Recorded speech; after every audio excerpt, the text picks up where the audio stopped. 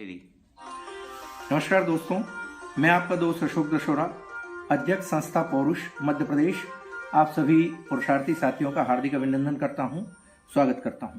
दोस्तों, आज के इस वीडियो में हम बात करेंगे कि किस प्रकार से जुडिशरी, पुलिस, महिला काउंसलर, महिला आयोग, महिला थाने, सखी सेंटर, महिला बाल विकास मंत्रालय, महिला संगठन, मीडिया, राजनीति, संसद, विधानसभा, शासन, प्रशासन, फेमिनिस्ट, अर्बन नक्सल सभी के द्वारा एक सिलेक्टिव नैरेटिव सेट किया जा चुका है कि किस प्रकार से इस देश के परिवारों को नष्ट किया जाए, कैसे इस देश की परिवार संस्था को पूरी तरह से नष्ट भ्रष्ट कर दिया जाए, बर्बाद कर दिया जाए। और आश्चर्य तथा दुख का विषय और शर्मनाक तो ये है कि ये सारा सिंडिकेट किस प्रकार से एक संस्कारवान घरेलू महिला को संस्कारहीन बनाया जाए, सशक्तिकरण के नाम पर लंपट, उद्दंड, स्वेच्छाचारी, व्यभिचारी, बदचलन, बदमाश, बदतमीज, बदमिजाज, बदजुबान, बेहया और बेशर्म बनाया जाए, इसी में लगी हुई है।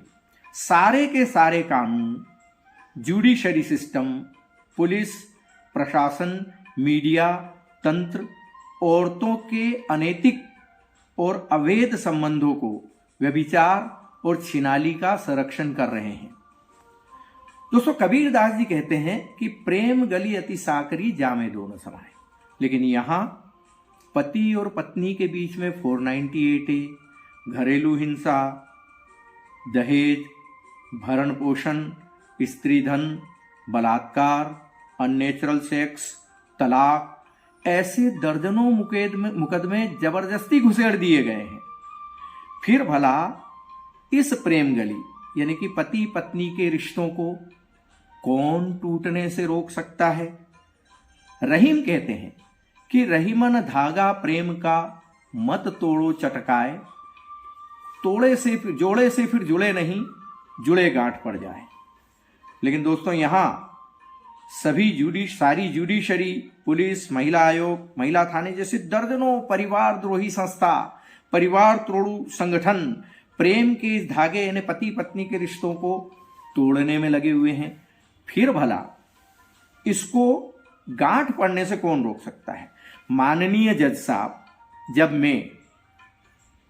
मेरा विवाह या किसी संदीप, किशोर और मिलिंद की शादी हुई, तब वहां कौन था?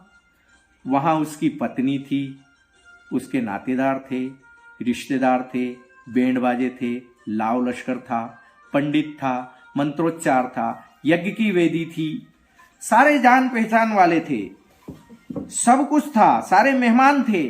लेकिन जब पति पत्नी के बीच में विवाद हुआ तो ये बिना बुलाए मेहमान जज साहब कहां से घुस आए?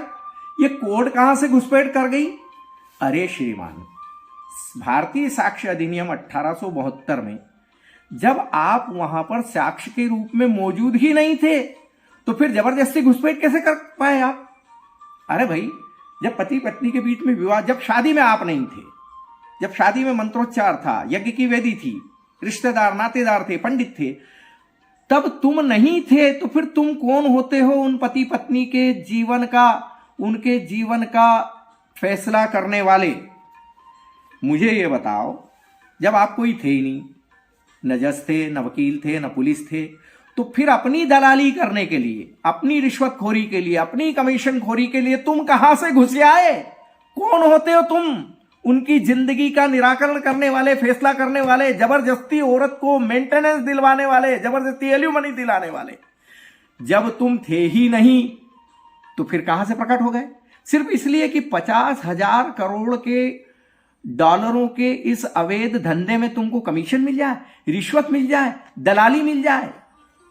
ये दलाली, ये कोठे की अवैध भड़वागिरी, इसको छोड़ो। अन्याय करने वाले अन्यायियों, तुम कुछ नहीं होते हो उनकी जिंदगी का फैसला करने वाले। और इस तरह से कोर्ट को कोठा मत बनाओ, वरना एक दिन आएगा जब तुम्हारी पीढ़ियां तुमको कोसेगी और तुम उसकी बर्बादी का बहुत बड़ा कारण होगे। तो माननीय जज साहब, अगर आपको न्याय करना ही है तो जो औरत, जो बहू या जो पत्नी पागल हो गई हो, विक्षिप्त हो गई हो, आतंकवादी होकर के परिवार को बर्बाद करने के लिए, परिवार को तोड़ने के लिए आपकी कोर्ट में जबरदस्ती घुसाई है, उसका मानसिक इलाज करवाओ, उसे सजा दो या उसे पागल खाने में बंद कर दो। बेगुनाह परिवार वालों के खिलाफ क्यों झूठे केस चला रहे हो, झूठे फैसले कर रहे हो? तो दोस्तों, आज के इस वीडियो में इतना ही। अगले वीडियो में आपसे फिर मुलाकात होगी। तब तक के लिए अपने दोस्त अशोक दशोरा को इजाजत दीजिए। नमस्कार, जय हिंद, जय भारत।